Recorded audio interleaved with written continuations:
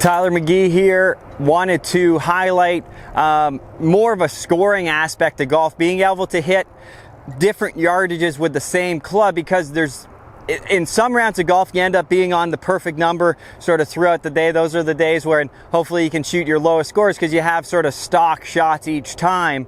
One thing I like to do with the juniors and the college players and the young pros is we talk about how to add a little versatility to, say, one club. So like a 7-iron, I got my 7-iron here, and looking at 3 stock yardages, and then you can sort of build off of that and even be more specific on, okay, if I'm hitting a draw, what's my spin look like? What's my, carry number look like versus a 7-iron fade?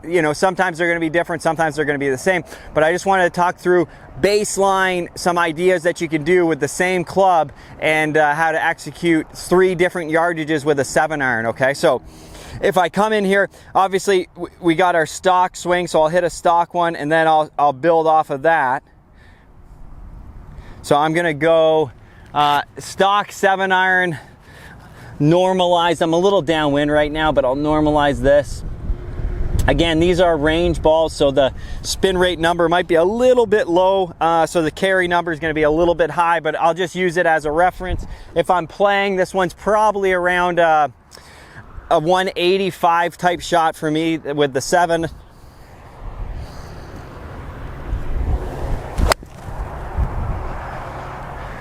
So it's a good shot, started on my line, faded just a little bit to the right. It should be a pretty good, the strike was good. So that carry number normalized 185. That's funny. That's good. I'm happy that turned out that way. So now what am I going to do if I have a 180 or 175? So if it's say there's a little bit of wind up there, so I don't really want to hit a max 8-iron because I could potentially get that much out of an 8. But if I'm looking to control that ball flight, the first shot I like is I go normal grip length, and then I'm doing a little bit more shoulder, and then I like the Tommy Fleetwood sort of picture where it's really aggressive still through the hit. I see a lot of people when they're trying to hit that punch shot or half swing, they're a little bit too passive and it looks like everything's going really slow, and then it's hard to hit your number. So I like it shoulder height, be aggressive to that finish, a little bit more of that Tommy Fleetwood picture. So I get set up in there. I'm gonna open my stance just a tiny bit because I'll probably be trapping it a little tiny bit more, and then I'm going normal length grip, okay, gripping to the top, shoulder high, and then nice and aggressive through it. For this is about just over 175, this shot.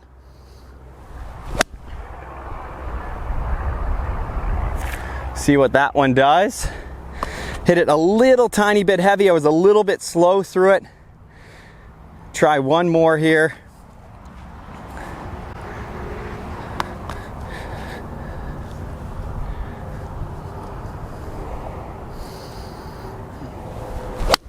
There we go. Good strike. Might have been aimed a little further left. Again, the wind's off the left. Should be close to 175. Let's see what that one was. If it got it. 173, okay? So that's close to what I'm looking for that type of shot. I always played about 10 yards less. Again, it's a breezy day. I probably don't want to hit a max 8-iron with a crosswind. I'd much rather hit that flighted 7 where I don't have to be as perfect with the shot. I can hit it a little lower, stay out of the wind a little bit. Okay, so now the third shot with the 7 is, if I'm hitting this, I'm just going to choke up on it, and then I'm going to do that same shoulder swing. This is about my 170 shot. Okay, so the great thing about this is I'm having the same club and 3 different numbers, more like actual golf, right? You're actually trying to hit a number when you're playing out there. Ball's a little bit back. Again, I'm going 3/4. And I'm just trying to make as good as an aggressive, smooth swing as I can. That was really solid. Let's see what that number was, carry. It ended up going 182. The spin rate, I'm guessing, is a little bit low. I know with a good ball, let me just see what the spin. So spin was a 5,500, so a little low for a 7. That type of shot, when there's no wind, it's around my 170 type club. So those are some ideas. Get out there, experiment a little bit with not always trying to hit a full shot. I think sometimes you might even find that shoulder height swing is the best one for you, and it's the most repeatable.